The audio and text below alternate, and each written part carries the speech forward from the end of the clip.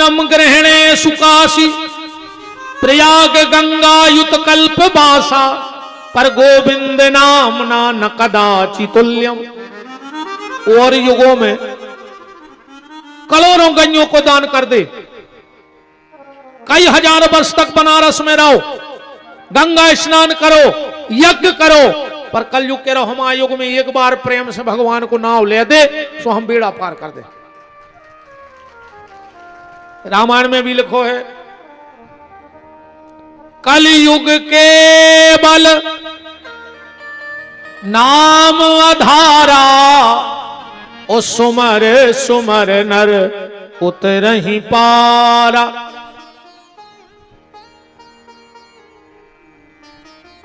एक बार अगर कलयुग में भगवान का नाम ले लिया जाए तो उसकी भी क्षमता नहीं है। बस एक बार प्रेम से परमात्मा का नाम ले लो, उतने में भी बेड़ा पार हो जाए। परीक्षित जी तो इतने प्रसन्न भय, इतने प्रसन्न भय, हम भी बड़े प्रसन्न हो गए जितने परीक्षित प्रसन्न भय। हमारे मध्य में श्रीमद् भागवत के मूर्धन्य विद्वान, जिनकी सांस सांस में भगवत भक्ति आचरण में और उच्चारण में प्रतीत होती है, ऐसे विदिशा जिले के नहीं। अब ये इन पे विदिशा जिले का ठिप्पा ना लगे तो अच्छी बात है, ये हमारे पूरे मध्य प्रदेश का गौरव है, बुंदेलखंड का गौरव है। ऐसे परम श्रद्धेय पूज्य पटुक जी महाराज का पावन पदार्पण इस मंगलमय सभा में हो रहा है। बहुत बहुत हृदय से व्यासपीठ आपका सम्मान करती है। मैं समस्त आयोजन समिति से निवेदन करता हूं, ससम्मान पूज्य चरण व्यास गद्दी तक विराजित हो। पूज्य बटुक जी महाराज की,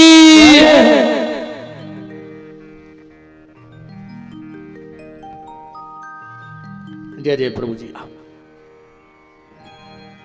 आओ बिट्टू महाराज जी, और जितना भी परिकर मंडल पूज्य महाराज श्री के साथ पधारे हैं, सबका बहुत आत्मीय भाव से आप सबका बहुत बहुत मान है। पूज्य बटुक जी महाराज, आइए प्रभु जी। जय जय जय जय भगवान भगवान भगवान भगवान भगवान राम। ऐसी दीनता हमें भी देवें ठाकुर जी।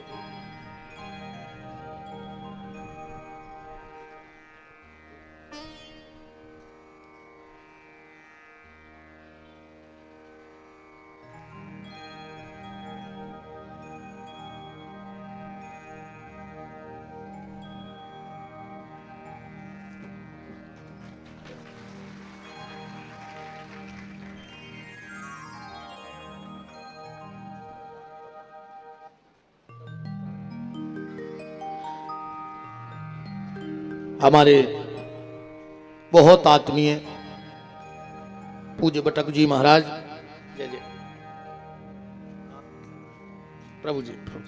साथ में मध्य प्रदेश प्रांतीय पुजारी महासभा से आचार्य पंडित संजय पुरोहित जी महाराज, पंडित नारायण प्रसाद शर्मा जी उपाध्यक्ष, वो भी उपस्थित हैं। सबका बहुत बहुत मान है। विराजो विराजो।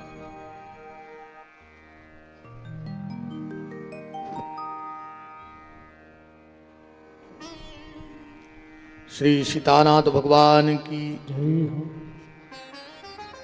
अच्छा, अरे क्षमा करें प्रभु जी, बालक हैं, हमारा परिचय नहीं था। क्षमा बड़न को चाहिए छोटन को उत्पात, हम तो उपद्री हैं। प्रणाम है, विराजिएगा।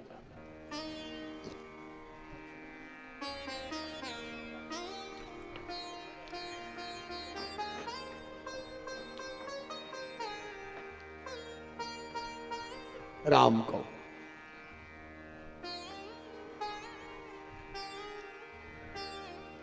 आराम से उठ ने मुरी तबला बाई खबर के फोड़ दियो। अरे उलात उलात में ना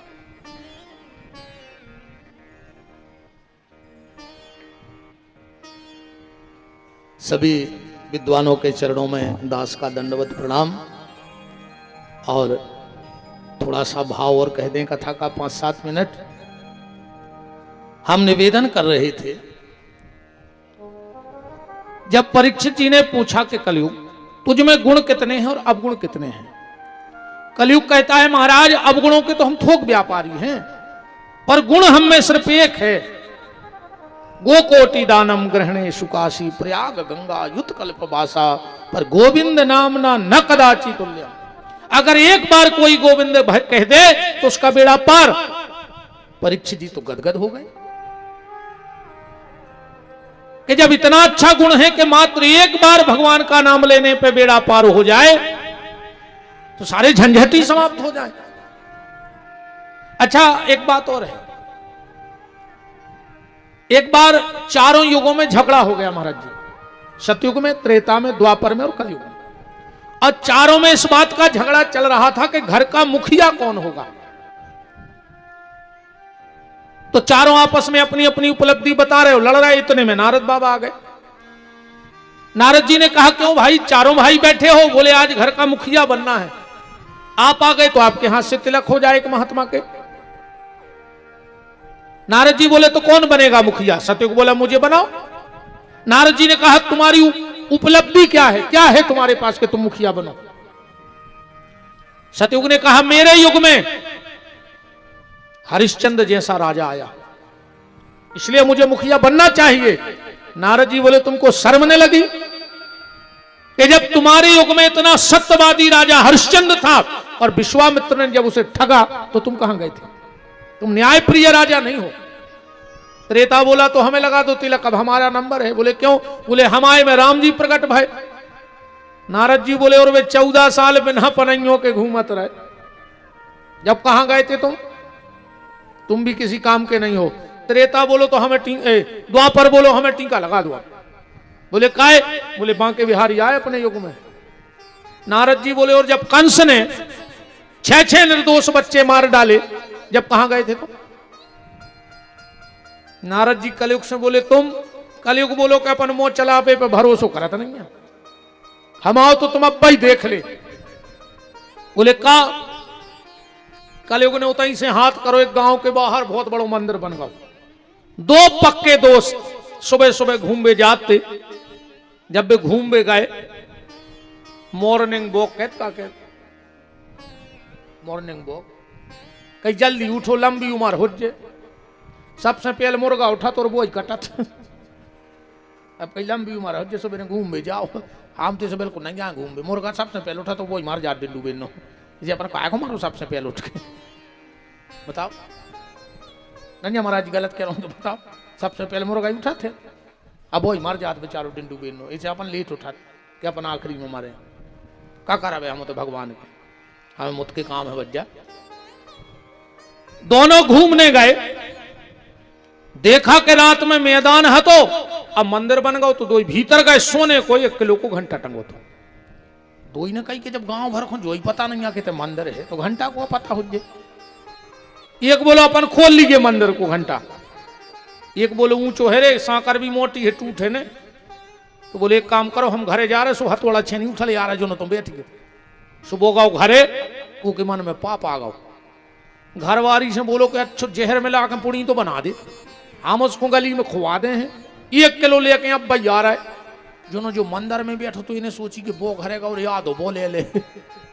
सो ये ने भी अच्छो बड़ो पत्थरा धरो मंदिर की खरसल पे बैठ गओ, जो भी पत्थरा से निकली दी कि वो वाह है हम पत्थरा पटक दे सो वो मर जाए, हम 1 किलो सोनो को घंटा हो जाए। ये वो आओ सो ने पत्थरा पटको सो जो मर गओ। इन्हें सोची कि पहले 2 ठप्पा पूड़ी खा लें फिर छोड़ है वो घंटा। सो ने पूड़ी खाई सो वो ही मार गओ। कल जो बोलो अपनों तो जो है सीधो को वो बंदो घंटा में इधर ये 2 ही ये उदार को काम ने कहा हो। हम तो तुरंत फुरंत बारे आए। पुण्य की जड़ पाताल और पाप की जड़ अस्पताल, बिल्कुल सीधी सीधी बात है।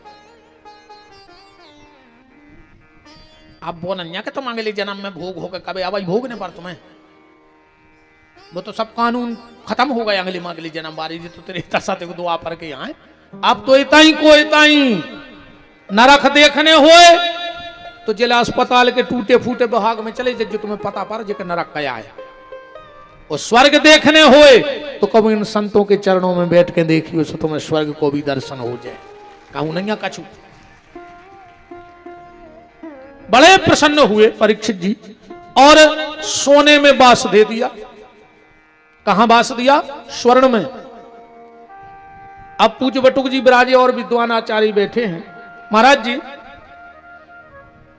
पहले स्कंद में लिखो है कि सोना माने कलयुग, 5वां स्थान दाव है। और जब भगवान ने 11वें स्कंद में विभूतियों का वर्णन किया है तो उसमें कहा है धातु नाम अस्मिन कांचनम, धातुओं में मैं सोना हूं। अब अपन का मानेंगे? सोने को भगवान मानेंगे कि कलयुग? और एक ही ग्रंथ में दो ही बातें लिखी, सोना माने कलयुग और सोना माने भगवान। अपन का मानेंगे? अब तो अपन तो बिद गए बीच में। एक ही व्यक्ति के स्टेटमेंट है व्यास जी के। अब हम क्या माने? अपन तो फंस गए। वेद व्यास जी से कहा कि हम क्या माने? व्यास जी बोले अब हम कहा जाने। तो बोले लिखो का है? बोले लिखोगा। बोले फैसला दो। तो बोले पुराणों का हाई कोर्ट है रामचरितमानस और जज हैं परम पूज्य गोस्वामी तुलसीदास जी महाराज। गोस्वामी तुलसीदास जी महाराज की अदालत में केस लग गया कि व्यास जी ने एक ग्रंथ में दो भती बात कर दी है, सोना माने कलयुग के सोना माने भगवान। तुलसीदास जी बोले हो जाता है, फैसला ले लो तुम तो। और उन्होंने एक फैसला दे दिया। क्या फैसला दिया? बोले एक चौपाई निकाल लो, पता लग जाएगा सोना माने भगवान के सोना माने कलयुग। कौन सी चौपाई? कि तुम ही निवेदित भोजन करहि अप्रभु प्रसाद पट भूषण धर। आ गई समझ में? कौन कौन को समझ में आई हाथ उठाओ। कौन कौन को समझ में नहीं आई बे हाथ उठाओ। बाकी के बारे हो जा। भाई ने समझ में पे हाथ उठाओ, ने समझ पे तो काय को धरे डीमा से थे। अच्छा जे को समझ में आ गई हो, बे जे को समझ में नहीं आई हो तुम समझा दी को, हम काय को समझाएं। तुम्हारे गांव गांव की चर्चा तुमने कर ली, अपन आगे चल गई कथा में। जिन जिन ने हाथ उठाए थे इनके फोटो खींच ले, इनके घर जज्जू आज के झुकाए कैसी आए बताओ। आप तुमने तो हाथ उठा दो तो समझ ले कि सोनो माने कलयुग के सोनो माने भगवान। देखो संसार में जितनी वस्तुएं हैं उन सब में दोष है। वो स्वामी जी ने लिखा है जड़ चेतन गुण दोषमय, जितनी जड़ और चेतन वस्तुएं उनमें दोष है। ये हमारी बहनें जब एक भजन गाती हैं, तुम्हें मैं क्या चढ़ाऊं भगवन, तुम्हें मैं दूध चढ़ाऊं तो बछड़े का जूठन है, तुम्हें मैं जल चढ़ाऊं तो मछली का जूठन है, तुम्हें मैं फूल चढ़ाऊं तो भौरे का जूठन है। हर चीज में दोष है, पर वो दोष जब परमात्मा के पास वो वस्तु जाती है तो वो दोष खत्म हो जाता है। जल में दोष है, पर वही जल जब भगवान के चरणों से लग जाए तो चरणामृत बन जाता है। अन्न में दोष है, पर वही प्रसाद भगवान को लग जाए तो प्रसाद। फालतू का चिल्लाने में दोष है, और वही जोर जोर से राम नाम चिल्लाओ, कृष्ण नाम चिल्लाओ तो भजन बन जाएगा। फालतू घूमने में दोष है कि नहीं है? पर तुम तीर्थ करने जाओ तो तुम्हारा धर्म बन जाए। जो चीज भगवान से जुड़ जाएगी उसकी कीमत बढ़ जाएगी। अन्ना समझो तो ऐसे समझ लो, अपन घर में रोटी खाते, तुम्हारे तो भोजन तो को करते नहीं है। आजकल तो खाना खान लगे, खाना यहाँ बेशर्मों को, जितने बेशरम रहते हैं वे खाना खाते हैं। काय समझ तुमसे खुल के कह रहा हो कि खा ना, और तुम बैठ गए तो तुमको कहा है बेशरम, कहा है कि नहीं कहा है? उन्हें स्पष्ट तुमसे कही है कि खा ना, और तुम बैठे तो तुम बेशरम। और अब तो बटुक जी महाराज और आगे फैशन आ गया। पहले तो आदमी खाना खा, तो अब तो कोई से कहो कि खाना खा ले, कहते हम घर खाएंगे। क्या कहते, घर खाएंगे। अच्छा महाराज जी देखो, हमारा घर है बिल्कुल छोटो सो, हम ज्यादा बड़ो नहीं बना पाए, हम ज्यादा जाता नहीं जोड़ पाए, पंडिताई तो हम बहुत करे पर हम कछु बना ही नहीं पाए, क्या करें, किस्मत ही ऐसी है हमारी। अब अपन पंडिताई को घर रोज आने आदमी, अपन उनसे कहो भोजन कहते गुरु जी घर खाएंगे, हम तुरंत के दद्दा बाहर हो जाए। अगर चार ईंटें खे हो दद्दा तो हम तो पक्का ही भरवाते रहे जिंदगी भर। अच्छा ऐसे रिश्तेदारों जब बुलाओ चज्जे, जब पुरानो मकान पटकने हुए, कह लगे तुम जो गिलाव खा ले, तुम जो ईंटें खा ले, तुम जो फरसी की टुकड़ा खा ले, खूब तो कहते घर खाएंगे घर खाएंगे। भोजन करो दद्दा अच्छे प्रेम से, जी में फायदा है, घर मर के चक्कर में नहीं पड़ो। बात जो हम समझाना चाहते कि हम घर में बैठे हैं, 2 रोटी और दाल रखे हैं, अब कोई आया, क्या कर रहे, बिल्कुल शुद्ध देहाती, रोटी खा रहे, आओ देखिए, अब थाली उठाओ, रोटी की जगह पूड़ी नहीं करने, तो दाल की जगह सब्जी नहीं, अकेली लेके मंदिर खुद चल दे। अब को रास्ता में मिल गया, कहां जा रहे, मंदिर, का ले जा रहे, का कहो, रोटी लेके मंदिर जा रहे, अरे यार तन्ना भोग लेके हैं जा रहे मंदिर तक, घर में हतीसो रोटी, अबे भगवान तक पहुंची नहीं है, खाली भगवान के नाम से निकली है, और वो रोटी की कीमत बढ़ गई, का बन गया भोग। और जैसे ही पंडित जी खुद आई, पंडित जी ने तुलसी पत्ता रखो, अर्घा लगाओ, भगवान को निवेदित करो, अब का क्या हो, चलो मंदिर में रोटी बटन लगी, का क्या हो प्रसाद। घर में थी रोटी, रास्ते में आई बन गया भोग, ठाकुर जी ने आरोग्य दिया तो बन गया प्रसाद। और उससे जब ऐसे कोई महापुरुष पाए तो क्या कहते, आओ भैया अब महाप्रसाद की हो जाए। भगवान से भी ऊपर स्थिति है, संत कहेंगे आओ महाप्रसाद की हो जाए। अब तो बात सिर्फ यह है कि जो वस्तु भगवान संत महापुरुष से जुड़ेगी उसकी कीमत अपने आप बढ़ जाएगी। तो ईमानदारी का, नेकी का, मेहनत का सोना साक्षात भगवान है, और बेईमानी का सोना साक्षात कलयुग का रूप है। जो भी जेवर बन के आए, गोस्वामी जी कह रहे प्रभु प्रसाद पट भूषण, जो भी जेवर बन के आए पहले भगवान को स्पर्श कराओ, इसके बाद तुम पहनो, तो वो सतयुग है, साक्षात भगवान है। और जेवर सीधो बन के आए और तुमने पहन लो तो साक्षात कलयुग है, भगवान का प्रसाद समझ के। और गुलाबगंज वाले एक बात और सुन ले, ये बहन जी हरे जब भी कहे मैं तुमसे कहे हमें मंदिर लवा चलो, इनको लक्ष्मी नारायण मंदिर नहीं लवा जज्जू, लक्ष्मी जी बड़ी आदमन, वे हर 6 महीना में हार की डिजाइन बदल रही, सो जो होता है घुट्टी मार है क्या है, सोयाबीन बेच के 2 फालियां ये डिजाइन की हमें बढ़वा दो। सो ये तो जब मंदिर की के में सुनखो लुआ जाएगा शंकर जी के मंदिर, फिर ये बिल्कुल ने कहा 2 गोहेरे पकड़वा दो ये बात धरोए में ऐसे शंकर जी के मंदिर लुआ जाएगा, फिर ने कहे हमें सांप ले आन दे।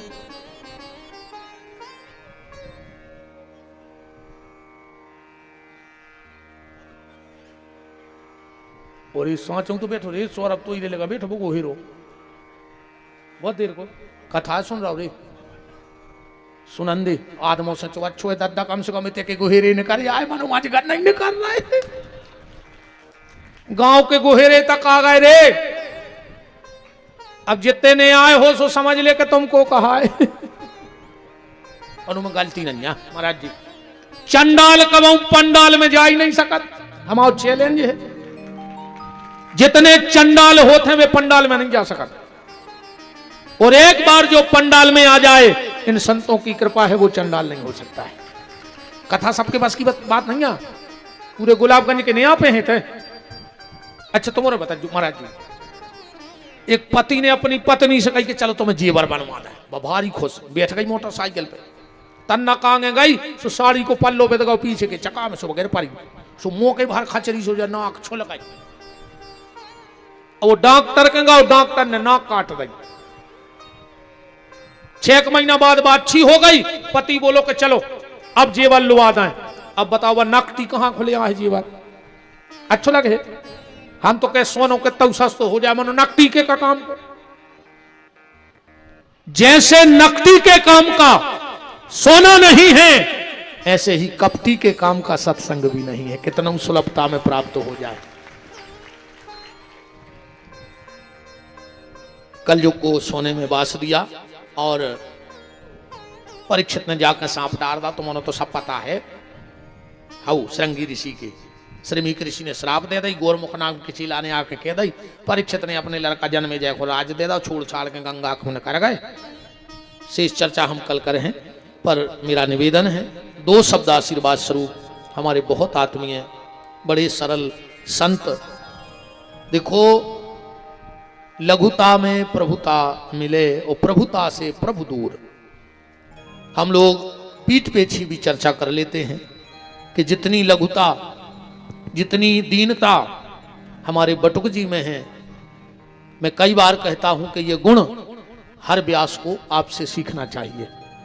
और ये इसलिए नहीं कि आपको, ये बनाने से गुण नहीं बनते हैं, बनाने को तो हम भी चाहते हैं कि ऐसे गुण हमारे हो जाएं, पर ये तो भगवत कृपा से, संतों की सेवा से और माता पिता के सत्कर्मों का फल है कि विद्युतता के बाद दीनता आ जाए।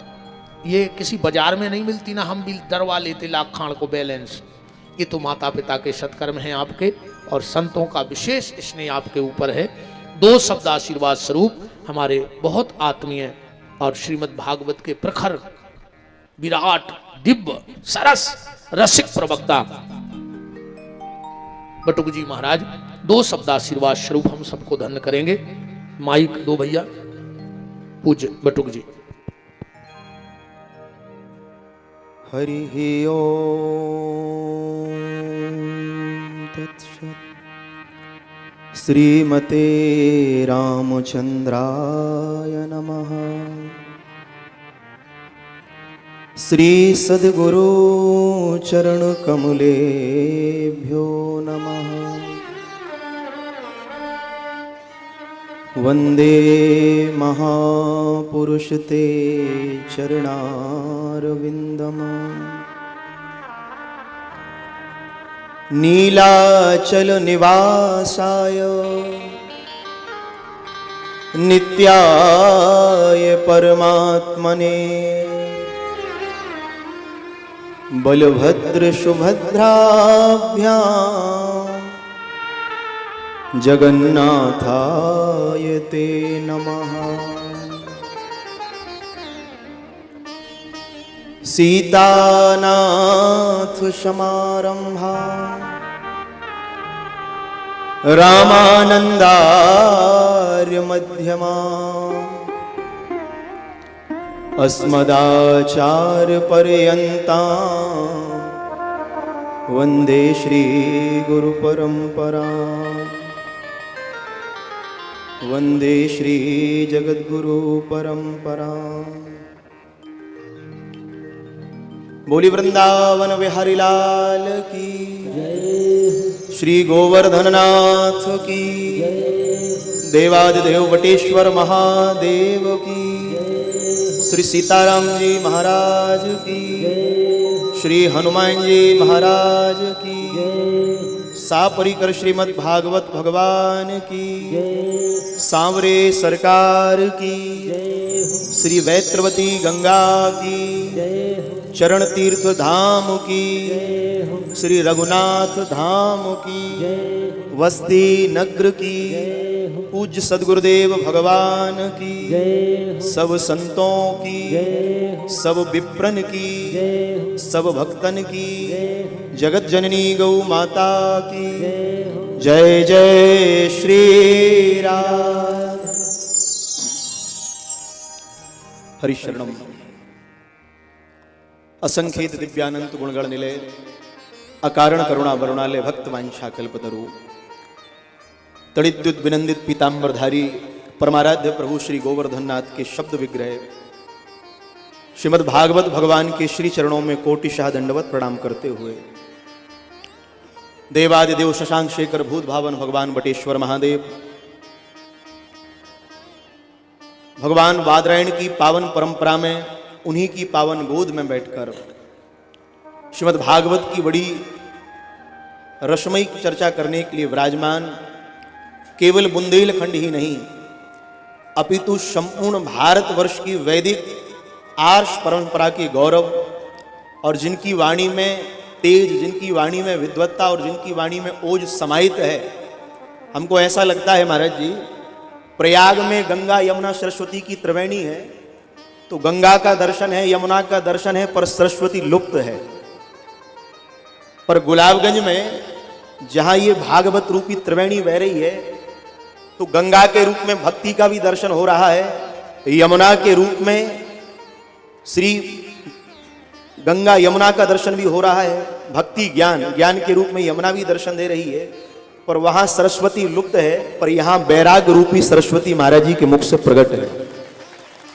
तो जहां साक्षात बागदेवी प्रकट होकर अपनी कृपा वर्षा रही हैं, ऐसे परम श्रद्धेय, अर्चनीय, वंदनीय, पूज्यपाद प्रातः स्मरणीय बुंदेलखंड के गौरव गौ माता की सेवा में जिन्होंने अपना संपूर्ण जीवन समर्पित कर दिया, ऐसे मेरे अग्रज परम श्रद्धेय पूज्य स्वामी श्री विपिन बिहारी दास जी महाराज के पाद पद्मों में कोटिशा दंडवत प्रणाम करते हुए मेरे सन्निकट विराजमान महाराज जी, विदिशा को केवल विदिशा एक नाम नहीं है, संभवतः ऐसा कहा जाता है भगवान राम की जो पावन परंपरा है, उस पावन परंपरा का गौरव अगर किसी नगर को प्राप्त हुआ है तो वो विदिशा को प्राप्त हुआ है।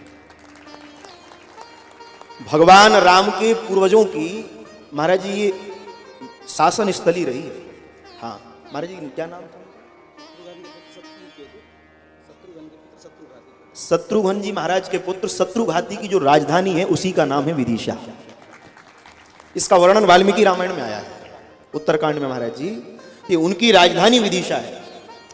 और जैसे नर्मदा जी के लिए कहा गया है कि मां नर्मदा तू है कलयुग की गंगा, दर्शन से तेरे मन हो जाए चंगा, ऐसे ही परम श्रद्धेय ब्रह्मलीन पूज्य गुरुदेव डॉक्टर श्री रामाधार उपाध्याय जी वो दास से सदैव कहते थे कि जो महिमा कलिकाल में नर्मदा जी की है, वही महिमा कलयुग में श्री वैत्रवती की है। अगर नर्मदा का प्रत्येक कंकड़ शंकर है, तो वैत्रवती का प्रत्येक कंकड़ एक हरि है तो दूसरा हर है। ये हरिहरात्मक गंगा है। और इसी पावन गंगा के तट पर महर्षि वाल्मीकि जी को भगवत साक्षात्कार हुआ था। ऐसा हमारे यहां संभवतः महाराज जी पुष्कर महात्म्य में वर्णन आया है कि राम जी जब बन जा रहे थे, दो चमचमाते हुए पर्वत हैं, क्या नाम महाराज जी का? ऋक्षवान और यज्ञ पर्वत, जो हमारे यहाँ विदिशा नगर में लोहांगी है, इसको ऋक्षवान पर्वत कहा गया है, और जो उदयगिरी है उसको यज्ञ पर्वत कहा गया है। भगवान इन दोनों पर्वत के मध्य में चले जा रहे हैं और स्वर्ण की जैसे कांति में चमकती हुई गंगा प्रवाहित हो रही है, बोले उस गंगा का नाम है वैत्रवती। उस पावन वैत्रवती के आंचल में महाराज जी एक तीर्थ बसा है जिसे चरण तीर्थ के नाम से जाना जाता है। और उस चरण तीर्थ धाम के परम विद्वान, परमशील और ज्योतिष के मर्मज्ञ विद्वान मेरे अग्रज पूज्य श्री संजय पुरोहित जी महाराज मेरे निकट विराजमान। आप वहां के अर्चक हैं और वर्तमान में लोग वृंदावन प्रदक्षिणा लगाने जाते हैं। इनका नियम है महाराज जी, लगभग 8-10 वर्ष पूर्ण होने को जा रहे हैं। प्रत्येक मास की शुक्ल पक्ष की एकादशी को संपूर्ण वैष्णवों को लेकर ये उदयगिरी की पैदल परिक्रमा करते हैं। आज भी इनका यह नियम है। तो 20 किलोमीटर की परिक्रमा है महाराज जी। तो ऐसे परम विद्वान, परम श्रद्धेय पूज्य संजय पुरोहित जी महाराज को प्रणति। उन्हीं के सन्निकट मेरे विराजमान परम श्रद्धेय पूज्य श्री नारायण प्रसाद जी महाराज। महाराज जी, आपको वर्तमान शंकराचार्य पूज्य स्वामी श्री अभिमुक्तेश्वरानंद जी का बड़ा आशीर्वाद प्राप्त है और बड़े ही विद्वान हैं। आपको प्रणति।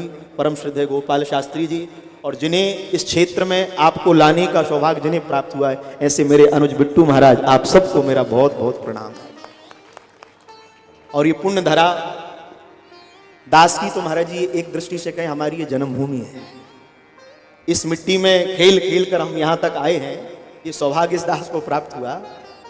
यहाँ से कुछ दूरी पर मेरी जन्मभूमि है चित्राएं, और इसी मिट्टी में मैं बाल्य अवस्था से पला बड़ा, और आप सब गुरुचरणों की कृपा से भागवत सेवा कर रहे हो। तो ये परम दुर्लभ सौभाग्य जो दांगी समाज को प्राप्त हुआ, और उसी दांगी समाज के गौरव मेरे बड़े आत्मीय भैया श्री चंद्रपाल दांगी जी महाराज जी, ये लगभग 30 वर्षों से विदिशा में निरंतर झांकी लगाते हैं और एक बड़ा अच्छा दिव्य भव्य स्वरूप विराजमान होता है और खूब संतों ब्राह्मणों की सेवा कर रहे हैं। कुछ दिन पूर्व मेरे पास आए, बोले सरकार की कथा है। मैंने कहा निश्चित ठाकुर जी ने कृपा करी, आपकी 30 साल की तपस्या गुलाबगंज वालों को प्राप्त हो रही है। तो मेरे बड़े आत्मीय भैया चंद्रपाल दांगी, उनकी पूरी टीम, आत्मीय गोपी आसोपा जी, आकाश कटारे, समस्त विराजमान वयोवृद्ध शील संपन्न पूज्य चरण, मातृशक्ति, गंधर्वजन, उपस्थित समस्त वैष्णवजन, आप सबको साष्टांग प्रणति निवेदित करते हुए सादर जय श्री कृष्ण। महाराज जी ने तो सब कुछ कह ही दिया है, कहना सुनना कुछ शेष रहा नहीं, पर फिर भी व्यासाय विष्णु रूपाय, व्यासपीठ की आज्ञा साक्षात भगवान की आज्ञा है। और महाराज जी आपकी वाणी को सुनकर तो दास को ऐसा लगता है, कल आपके वहां से विजय करने के बाद कुछ सरकार बैठे हैं, हमारी चर्चा हो रही थी कि किसी काल में जब गोस्वामी तुलसीदास जी ने रामचरितमानस का प्रणयन किया था तो विद्वानों ने काशी में सबसे ज्यादा विरोध किया था तुलसीदास जी का। किसी से पूछा, बोले गोस्वामी जी का इतना विरोध क्यों हो रहा है? उन्होंने कहा, बोले संस्कृत वाङ्मय के ग्रंथ लिखे पड़े हैं, आज केवल एक अवधी भाषा में लिखा हुआ एक टीका प्रकाशित हो जाएगा तो इन संस्कृत वाङ्मय के ग्रंथों का आश्रय कौन लेगा, इनको कौन पढ़ेगा? तो उस समय के एक विद्वान थे परम श्रद्धेय पूज्यपाद प्रातस्मरणीय श्री मधुसूदन पाद सरस्वती। तो सबने गोस्वामी जी से कहा कि बोले इनको काशी से बहिष्कृत कर दिया जाए, क्योंकि काशी विद्वानों की नाक है और इनके आने से बोले ये नाक कट जाएगी। बोले ये तो हिंदी में साहित्य की चर्चा कर रहे हैं और ये संस्कृत की नगरी है, तो बोले समाज तो इनको बहिष्कृत करेगी नहीं। इस समय के परम विद्वान श्री मधुसूदन पाद सरस्वती महाभाग विराजे। तो रामचरितमानस की पोथी को लेकर महाराज जी विद्वान श्री मधुसूदन पाद सरस्वती जी के पास गए और जाकर कहा, महाराज अब संस्कृत को कोई पूछने वाला नहीं है। बोले क्यों? बोले एक अवधी भाषा में ग्रंथ लिखने के लिए एक हुलसी का बेटा तुलसी काशी में आ गया है और देखो उन्होंने ये अवधि में ग्रंथ प्रकाशित कर दिया। अब संस्कृत वाङ्मय के ग्रंथों को कौन पूछेगा? आप इस पर कुछ कहिए। तो महाराज जी विद्वान तो थे ही, पर विद्वत्ता के साथ सबसे बड़ी विद्वत्ता वो है जिसमें विनम्रता, विद्या ददाति विनय विनयाम याति पात्रता। तो विनम्र तो थे। उन्होंने कहा जब तक मैं इसका सांगोपांग अध्ययन नहीं करूंगा तब तक मैं ये नहीं कह सकता कि मुझे निर्णय क्या लेना है। तो बोले क्या करें? उन्होंने महाराज जी पूरी रात्रि पर्यंत श्री रामचरितमानस का मधुसूदन पाद सरस्वती जी ने पूरा विश्लेषण कर लिया, 7 कांडों का पठन पाठन कर लिया। सुबह सारे विद्वान एकत्रित होकर आ गए और जैसे ही आए बोले अब तो मधुसूदन पाद सरस्वती जी तुलसीदास जी को काशी से बहिष्कृत कर देंगे। सबने कहा, बोले महाराज क्या निर्णय लिया? तो मधुसूदन पाद सरस्वती जी कहते हैं, बोले जैसे काशी का एक नाम है आनंद वन, शिव महापुराण में आनंद वन लिखा महाराज जी। बोले जैसे आनंद वन रूपी इस काशी में तुलसीदास कौन है?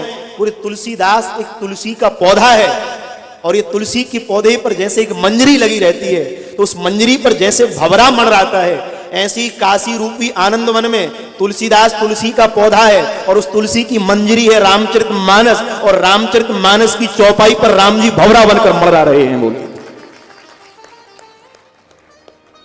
और जैसे ही कहा तो सब चले गए। बोले अब क्या करें? बोले विश्वनाथ जी निर्णय करेंगे।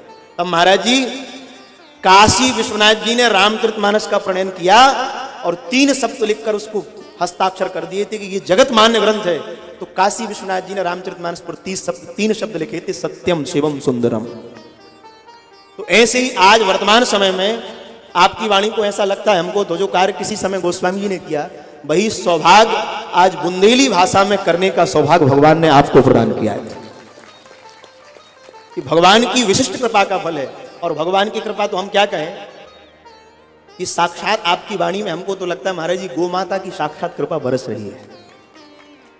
हमें पूज्य गुरुदेव भगवान श्री मलुकपीठ वाले महाराज जी की वाणी स्मरण हो रही है। महाराज श्री कहा करते महाराज जी, भूल से भी अगर किसी के जीवन में गाय की सेवा हो गई तो उसकी वाणी में ऐसा ओज प्रकट हो जाएगा, उसके जीवन में ऐसी तपस्या प्रकट हो जाएगी कि ऐसा प्रतीत होता है बहुत अध्ययन से वो ज्ञान प्राप्त नहीं होगा जो गौ माता की कृपा से उस जीव को प्राप्त हो जाएगा। वो सौभाग्य पूज्य महाराज जी को प्राप्त हो रहा है और वही परम सौभाग्य इस बुढ़ागंज की धरती को मिल रहा है। आप सब परम सौभाग्यशाली हैं। महाराज जी कार्तिक का महीना चल रहा, श्रीमद् भागवत जैसा पवित्रतम ग्रंथ है और महाराज जी जैसी तपोनिष्ठ वाणी। और हमारे गुरुदेव भगवान तो कहते महाराज जी, मीराबाई ने जन्म लिया था मेवाड़ में, 30 साल मीराबाई मेवाड़ रही। तुलसीदास जी ने पत्र लिखा, बोले अब मेवाड़ में नहीं रहना, अब मेवाड़ को छोड़ दो। तो गोस्वामी जी की वाणी को सुनकर तुलसीदास जी ने मेवाड़ की धरा को प्रणाम किया और मेवाड़ को प्रणाम करके वृंदावन चली गई। महाराज जी नित्य निवृत्त निकुंज में बड़े बड़े योगियों का प्रवेश नहीं हुआ, ठाकुर जी के नित्य निकुंज में मीराबाई को प्रवेश मिल गया। और वृंदावन रहते रहते वहां एक महापुरुष रहते थे, नाम था सनातन पाद गोस्वामी। महाराज जी सनातन गोस्वामी स्त्रियों से नहीं मिलते थे, पर्दा डला रहता था, कोई मिलने आता था तो कहते मैं नारियों से नहीं मिलता। तो मीराबाई को पता चला कि सनातन गोस्वामी जी विराजे हैं। तो शिष्यों ने जाकर कहा मेवाड़ से बाई मीरा आई है। तो महाराज जी ने शिष्यों से कहा, बोले जाकर मीरा से कह दो मैं स्त्रियों का दर्शन नहीं करता। तो मीराबाई से जाकर कहा हमारे गुरुदेव नारियों से नहीं मिलते। तो मीराबाई हंसने लगी और उन गुरुदेव के शिष्य से कहा कि बोले, उनसे पूछा हंस क्यों रहे हो? तो मीराबाई ने कहा मैं हंस इसलिए रही हूं, मैं तो ये विचार करती थी वृंदावन में पुरुष एक ही है श्री कृष्ण, ये दूसरा पुरुष कहां से प्रवेश कर गया। जाकर कहा, बोले मीराबाई ऐसा कह रही हैं। तो सनातन गोस्वामी जी दौड़ कर गए और मीरा के चरणों में लिपट गए महाराज जी। वही मीरा को भगवान ने वृंदावन छोड़ा दिया। और महाराज जी वृंदावन छोड़कर जब द्वारिका आई, मेवाड़ में अकाल पड़ने लगा, जल वृष्टि नहीं हो रही। राजपुरोहितों को बुलाया, बोले क्या करें? कहा भयंकर वैष्णव अपराध लग गया। महाराज जी की सनिधि में ये बात कह रहे हैं, एक बार भगवान का अपराध कर दोगे तो भैया भगवान क्षमा कर देंगे, और भक्त का अपराध कर दिया तो भगवान क्षमा करने वाले नहीं है। ये भगवान की दीनता, इसके लिए श्रीमद् भागवत जैसा ग्रंथ प्रमाणित है। श्रीमद् भागवत के 9वें स्कंद में अमरीश जी के चरित्र में भगवान कह रहे अहम भक्ता पराधीना, मैं इन भक्तों के अधीन हूं। महाराज जी सारे राजपुरोहित समाज एकत्रित होकर पूरे मेवाड़ वासियों को लेकर द्वारिका पहुंच गए। और मीराबाई उस समय अपने जीवन के अंतिम चरण में एक कुटिया में रहती थी। जाकर मीरा के चरणों में गिर गए, बोले मीरा अब लौट चलो, मेवाड़ सूना हो गया, जल वृष्टि नहीं हो रही, अकाल पड़ने लगा। मीरा रो रही है, बोली अब जिन गिरधर के चरण कमलों में आ गई, अब उस गिरधर को छोड़कर मैं लौटकर फिर मेवाड़ नहीं जाने वाली। महाराज जी राजपुरोहित अनशन पर बैठ गए, अन्न का त्याग कर दिया, जल का। बोले मीरा अगर लौटकर मेवाड़ नहीं गई, हम अपने प्राणों का परित्याग कर देंगे। महाराज जी मीरा रोने लगी। और मीराबाई श्री भेंट द्वारिका में श्री द्वारिकाधीश के सामने महाराज जी प्रातः काल मंगला हो रही थी, सारा समाज बैठा था और मंगला में मीराबाई सामने जाकर ठाकुर जी के खड़े हो गई। श्री द्वारिकाधीश बैठे, सारे वैष्णव समाज खड़ा और मीरा रो रही। और ठाकुर जी से करे नाथ आपने विवाह कराकर मुझे मेवाड़ बुला लिया, पति ने कष्ट नहीं दिया। महाराज जी मीरा को पति ने कष्ट नहीं, ये देवर ने कष्ट दिया है? इतना कष्ट दिया, फिर भी मैंने कभी नहीं कहा आपसे, आपने मेवाड़ छोड़ाकर मुझे वृंदावन बुला लिया। फिर भी मैं वृंदावन में रही और फिर मैंने विचार किया अब तो नित्य निवृत्त निकुंज की लीला में प्रवेश हो गया, अब लौटना नहीं है। फिर भी आपने मुझे वृंदावन छोड़ाकर द्वारिका बुला लिया। और हे नाथ अब अगर द्वारिका बुला लिया, बस अब हमको लौटाकर फिर मेवाड़ मत ले जाना, अब तो द्वारिकाधीश यहीं से आपके यहां बुला लेना। और आज महाराज जी मीराबाई ने सबसे अंतिम पद गाया था द्वारिकाधीश के आगे। मीरा ने सबसे अंतिम पद गाया, ठाकुर जी को विवश नहीं किया। हम लोग भगवान के आगे जाते हैं, ठाकुर जी को विवश करते हैं, नाथ हमारी अमुक इच्छा पूरी कर देना, ये इच्छा पूरी कर दे। मीरा ने नहीं कहा, लेने के लिए बाहर लोग अनशन पर बैठे हैं, अन्न जल का परित्याग कर दिया। मीरा ने श्री द्वारिकाधीश से नहीं कहा कि नाथ मेरी सुनो। मीरा ने अंतिम पद गाया महाराज जी, और ठाकुर जी से कही मैं जो कहूं वो मत करना, जो आपको प्रिय लगे आप वो करना। और महाराज जी मीराबाई ने सबसे अंतिम पद गाया, साजन सुध ज्यों जानो त्यों लीजो। मीराबाई कह रही है साजन सुध ज्यों जानो त्यों लीजो। मीराबाई ठाकुर जी को अपना पति मानती थी, पति मानती थी ठाकुर जी को। और क्या कह रही, साजन सुध ज्यों जानो त्यों लीजो। मैं ये नहीं कह रही मेरी इच्छा पूरी कर दी। बोले क्यों? बोले दिन नहीं नींद, दिन में भूख नहीं लग रही, रात नहीं निंदरा, दिन नहीं भूख रात नहीं निंदड़ा, यो पल पल ज्यों खींचो। हर पल ऐसा प्रतीत हो रहा है, साजन सुध ज्यों जानो त्यों लीजो। दिन में भूख नहीं लग रही, रात में नींद नहीं आ रही, आपको जो प्रिय लगे आप वही करना, बस एक कृपा करना, अब आपके चरणों में बुला लिया, अब छुड़ाकर मुझे संसार में मत ले जाना। और अंत में मीरा ने कहा, मीरा के प्रभु गिरधर नांगर मिल बिछुड़न मत दीजो। मीरा के प्रभु गिरधर नांगर मिल बिछुड़न मत दीजो, साजन सुध ज्यों जानो त्यों लीजो। और महाराज जी जैसे ही कहा, मीरा के प्रभु गिरधर नांगर मिल बिछुड़न मत दीजो, इतना कहा उसी समय जितने लोग खड़े थे उनके नेत्रों के आगे अंधियारा छा गया और द्वारकाधीश दूल्हा का वेश बनाकर 4 भुजा धारण करके मीराबाई के सामने प्रकट हो गए महाराज। और दोनों भुजाओं को फैला दिया। कहा मीरा लौट कर तुझे मैं संसार में नहीं भेज सकता, आप उस संसार में भेज दिया तो मेरी भक्ति पर प्रश्न चिन्ह खड़ा हो जाएगा। और भगवान ने सशरीर मीराबाई को अपनी मूर्ति में समाहित कर लिया। महाराज जी नेत्रों के आगे जैसी प्रकाश आया, देख रहे मीरा खड़ी थी, देखा कहां गई। महाराज जी द्वारिकाधीश के भीतर थोड़ा सा साड़ी का चीर जाता हुआ दिख रहा। गोस्वामी दौड़े, चीर को पकड़ना चाहा पर मीरा सशरीर उधर की हो गई। बंधुओं भगवान इसलिए कह रहे हैं, कुछ महाराज श्री कह रहे थे संत चरणों में कितना बल है, संतों की कृपा का बल है कि मीरा को भगवान सशरीर इसी अर्चा विग्रह में ले गए। ये संत चरणों की कृपा का बल है। भगवान कृपा करेंगे नहीं करेंगे इसकी दास को खबर नहीं, पर इतना पता जरूर है, नीम मिली चंदन भई मलियागिरी के संग, और जो जन साधु संग करे सो चढ़े भक्ति को रंग। जब नीम ने अपना प्रभाव छोड़ दिया तो जीव संतों का संग करेगा, उसके जीवन में प्रभाव क्यों नहीं आएगा? निश्चित आना है बंधुओं। इसलिए इस संतों के चरणों की रज इस भूमि को मिल रही है, वो धराधन हो जाती है। आप कुंभ में गए थे महाराज जी, 65 करोड़ लोग कुंभ में गए, और वहां इसलिए नहीं गए कि गंगा में डुबकी लगाना थी, त्रिवेणी में डुबकी लगाना थी, इसलिए गए बड़े तपस्वी महापुरुष आए, उनका दर्शन करने जा रहे। पर दुर्भाग्य ये था कि दर्शन तो करना था संतों का, पर वहां दर्शन हो रहा था महाराज जी मोनालिसा का। किसी से पूछो क्या देख कर आए, बोले मोनालिसा की आंख है। इतने बड़े बड़े तपस्वी आए, 65 करोड़ को केवल वो ही देखा वहां जाकर। इसलिए कुंभ है क्योंकि वहां संत जाते हैं। और हम तो एक बात कहें, भले कुंभ में नहीं जा पाए पर गुलाबगंज में भक्ति ज्ञान वैराग्य की त्रिवेणी प्रकट हो गई और संत के रूप में विपिन बिहारी जी आ गए। यहां कुंभ का प्रादुर्भाव हो गया। ये कुंभ से कम नहीं है। ये भागवत का प्राकट कहां हुआ? कुंभ क्यों लगता है? क्योंकि 4 जगह अमृत गिरा था, इसलिए कुंभ लगता है। और देवता अमृत का कलश लेकर आए थे सुखदेव जी के पास, बोले अमृत पिला दो परीक्षित को और कथा हमें दे दो। तो सुखदेव जी ने कहा प्रेम से बैठकर सुनते तो सुनाते, पर मोल भाव कर दिया, इसलिए तुम्हारे लिए कथा नहीं है। जो कथा अमृत देने वाले देवताओं को नहीं है, वो कथा आप गुलाबगंज वासियों को प्राप्त हो रही है। ये कुंभ नहीं है तो क्या है? ये अमृत का घड़ा है, वो तो केवल मरने से बचाएगी। पर महाराज जी अभी राजा परीक्षित जी की चर्चा कर रहे थे। महाराज जी महाभारत में वर्णन है, ब्राह्मण के द्वारा अगर किसी को श्राप लग जाए तो उसकी मुक्ति नहीं हो सकती। तो ये महाभारत के शांति पर्व में लिखा है, ब्राह्मण अगर किसी को श्राप दे दे तो लिख लेना उसकी मुक्ति हो ही नहीं सकती। और श्रीमद् भागवत इसको गाने वाले महाराज जी सुखदेव जी हैं।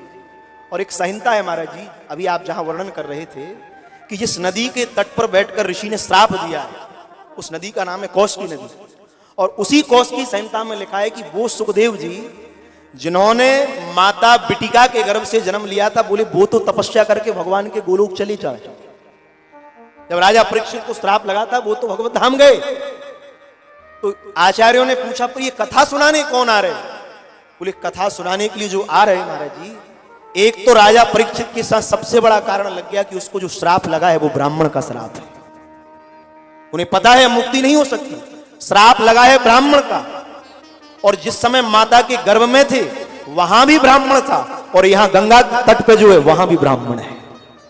वह अंतर इतना है, वहां जब मां के गर्भ में थे वहां ब्राह्मण ने बाण से प्रहार किया था, और यहां वाणी से प्रहार किया है। तो भगवान कहते हैं जब बाणों का प्रहार था वहां मैंने ब्रह्मास्त्र से रक्षा करी, और यहां वाणी से प्रहार है तो मैं द्वारकाधीश स्वयं सुखदेव का रूप धारण करके तुझे कथा सुनाकर तेरा उद्धार करने आ रहा हूं।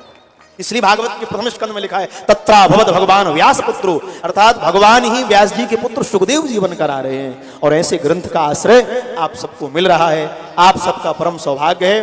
पूरे आयोजनों परिवार को, दांगी समाज को, पूरे क्षेत्रवासियों को, सबको बहुत बहुत साधुवाद। ऐसी पवित्र गंगा को प्रवाहित करने का सौभाग्य आपको प्राप्त हुआ। आपके पूर्वज, आपके पूर्वाचार आज इसी मंडप में 1000 हाथों से आपका मंगलाशासन कर रहे हैं। मैं अपनी ओर से भी आपके प्रति बहुत बहुत मंगलाशासन कर रहा हूं।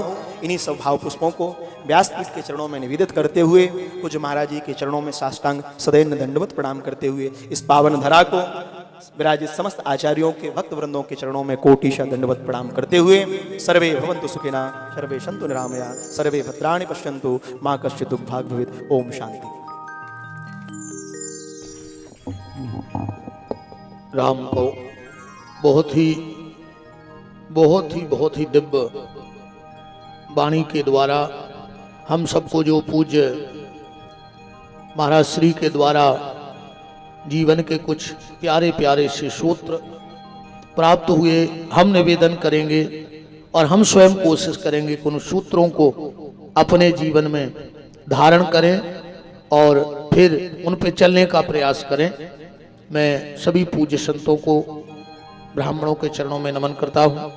हमारे बहुत आत्मीय और आयु में हमसे छोटे भी हैं, तो हमारे अनुज हैं ऐसे पूज्य बटुक जी महाराज और परम श्रद्धेय पूज्य संजय पुरोहित जी, परम श्रद्धेय पूज्य नारायण प्रसाद जी शर्मा, बिट्टू भैया और सभी जो परिकर मंडल हमारे पूज्य बटुक जी के साथ पधारे हैं, सबको बहुत बहुत सादर दंडवत है। अब आज्ञा हो तो हम आरती की तरफ चलें। हमारे मुख्य यजमान श्री शैलेंद्र सिंह जी और पूरी कमेटी, हमारे चंदू भैया, चंद्रपाल जी और सभी पूरे आयोजक दागी समाज, तो जब तक आरती जलती है खोलिए हाथ, बोल दीजिए हमारे साथ, फिर हम आरती करेंगे कि जिनका रखवाला है राम उनका कौन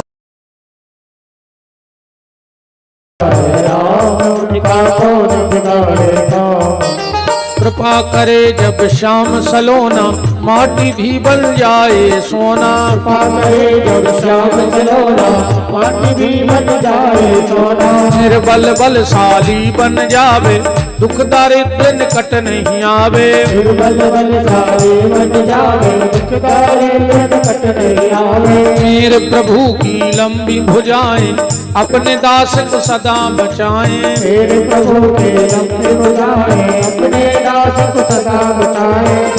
सबको मिल जाए आराम जिनका रखवाला है राम। जिनका रखवाला है राम उनका कौन बिगाड़े राम। दोनों हाथ ऊपर उठाइए, बोलिए हमारे साथ, हे मेरे नाथ मैं आपको कभी न भूलूं। हे मेरे नाथ मैं आपको कभी न भूलूं। हे मेरे नाथ अब तो दया करो। आइए अब इन पावन संत ब्राह्मणों की पावन सानिध्य में सरकार की प्यारी प्यारी सी आरती। राम हरि ओम चंद्रमा मनसो जातक्षो सूर्यो जायत श्रोता जायश प्राणश मुखाग्निर जायत। बाके बिहारी तेरी आरती गाओ। बाके बिहारी तेरी आरती गाओ। तेरे धारे तेरी आरती गाओ। गिरधारी तेरी आरती गाओ। मोरे बटोके तेरे पीछे सोए। मोर मुकुट तेरे शीश पे सोए। प्यारे बनसी मेरो मन मोहे। प्यारी बजसी मेरो मन मोहे। छवि हमारी बजाओ। बाके बिहारी तेरी आरती गाओ। चरणों से निकली है गंगा प्यारी। चरणों से निकली है गंगा प्यारी। उसने सारी दुनिया तारी। जिसने सारी दुनिया तारी। उन्हें चरणों बाके बिहारी तेरी आरती गाओ।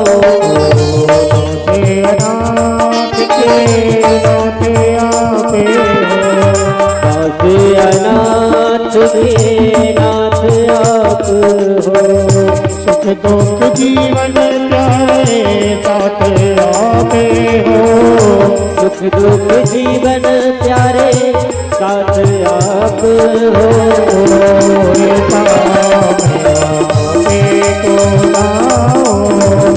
बाके बिहारी तेरी आरती गाओ।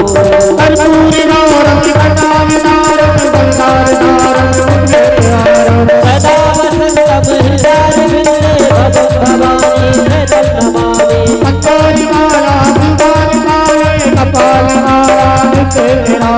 दिव्यंकराय च दिगंबराय नमः शिवाय च नमः शिवाय। नमः शिवाय च नमः शिवाय।